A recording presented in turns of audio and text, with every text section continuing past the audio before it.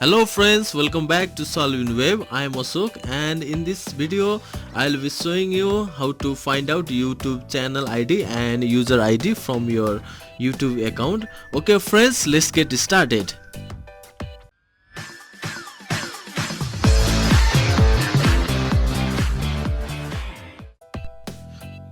Well guys, first of all you need to open YouTube in your browser and log in with your respective YouTube account in order to get your channel ID and user ID.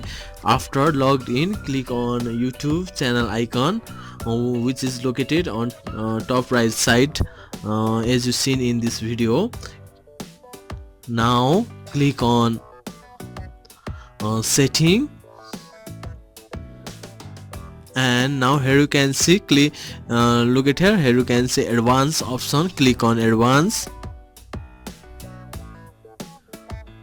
Now here you can see your YouTube channel ID and user ID. Look at here, YouTube user ID and YouTube channel ID.